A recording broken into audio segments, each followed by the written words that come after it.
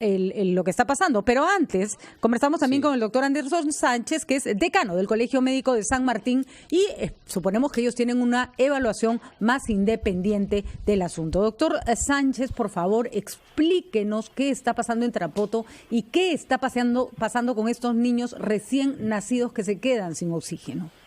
Buenos días, doctor. Buen día, Carlos. Buen día, Patricia.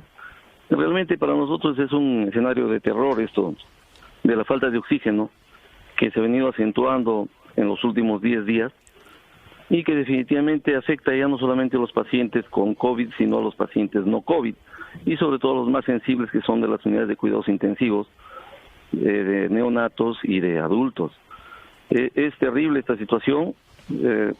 Inicialmente se advirtió a las autoridades de la posible falta de oxígeno debido a que ya teníamos el espejo de Iquitos, nuestra realidad es muy semejante, y también teníamos una proyección de casos. Parece que ustedes nos entrevistaron más o menos hace unos 15 días sobre lo mismo, y alertamos al Sistema Nacional que por favor ponga sus ojos en San Martín, porque se nos venía una avalancha de casos, y obviamente la falta de oxígeno, para nadie es un secreto, es una causa de muerte, no solamente para los enfermos COVID, sino para todos aquellos que son oxígeno dependientes. Cuéntenos por qué un bebé recién nacido que está en neonatología, entendemos que además probablemente en una incubadora, requiere oxígeno, porque hay que recordar que el oxígeno es un elemento fundamental para el tratamiento de múltiples condiciones, no es un insumo exclusivo del coronavirus. Efectivamente, el sistema del hospital donde yo también trabajo es un sistema integrado. El oxígeno viene por flujos a través de cañerías. De acuerdo. Y entonces todos los servicios son dependientes de esas cañerías. Al faltar oxígeno en la planta desde donde se impulsa por comprensión el oxígeno a las áreas, pues todos carecen de oxígeno. Y obviamente hay poblaciones o grupos de enfermos más vulnerables. Los niños. En estos casos, no solamente los niños, sufren todos. Solo que, digamos, el llamado de alerta y el SOS se evidenció más en los niños. Claro. Porque es un área más sensible, efectivamente más más humanamente comprensible, y tal vez el personal de esa área es más sensibilizado porque son en su mayoría mujeres y tienen el instinto maternal. Y para nadie es bonito ver un neonato dependiente de oxígeno que se muere asfixiado, haciendo paro cardiorrespiratorio, poniéndose flácido. Y no fue la primera vez ya que eso ocurría. Tal así que 2 días antes ya habían reanimado 2 niños que incluso se dieron por muertos. Fueron reanimados felizmente, no murieron en ese momento, pero sí han muerto posteriormente por las secuelas de esa hipoxia y otras patologías. ¿De cuántos estamos hablando? Bueno, el día martes, si no me equivoco, hubo una denuncia también por falta de oxígeno de un colega, y también se incluía el área de neonatología, eso fue en horas de la mañana. Esos 2 niños hicieron paro cardiorrespiratorio, felizmente lo reanimaron, pero ya pasaron a ventilación mecánica, es decir, estuvieron entubados. Uno de ellos murió el día del incidente y otro un día después. Doctor, el día del incidente, dígame.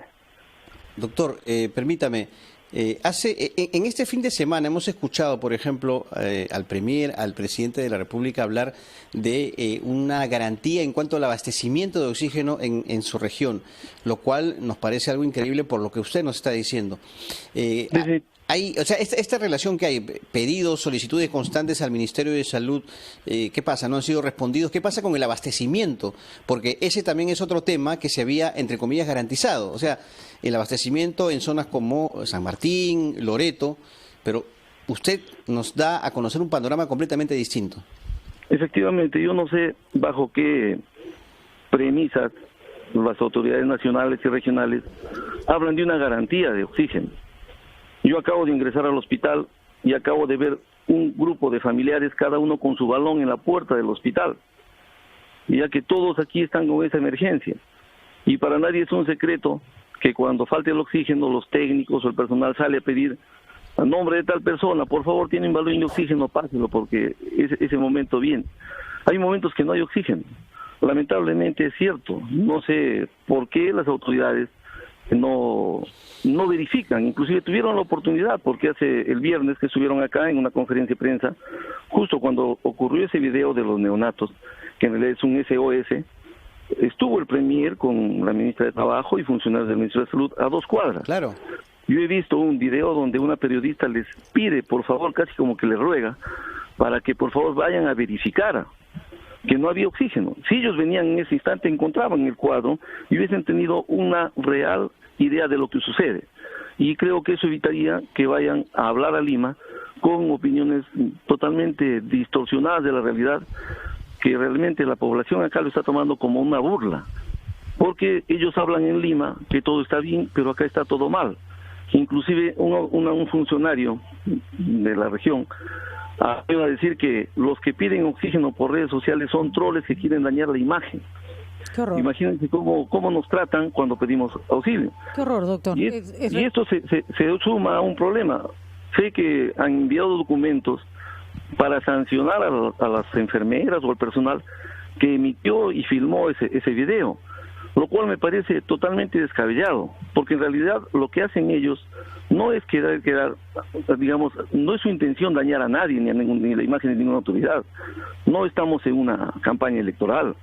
Lo que hacen ellos es, primero, deslindar la responsabilidad, porque cuando un niño muere, los padres nos echan la culpa al personal de salud. Claro. Y lo segundo, pedir auxilio. Así es. Porque justamente es la única forma como ustedes se fijan, y la realidad nos enseña al país de que las autoridades viven de espaldas a las cosas que pasan. Entonces, si este video no hubiera salido, ustedes tendrían la idea de que todo está normal, y en realidad yo creo que pedir auxilio no puede ser delito ni falta administrativa. No, por supuesto que no, y vamos a reclamar porque no se le sancione, pero ¿por qué el director del hospital negó la gravedad del asunto y además nos dijo que el médico que había denunciado la muerte de niños por falta de oxígeno luego se había retractado? ¿Por qué el director del hospital, que podría quejarse a gritos, como lo han hecho otros, hay que decirlo, niega la realidad de esa manera?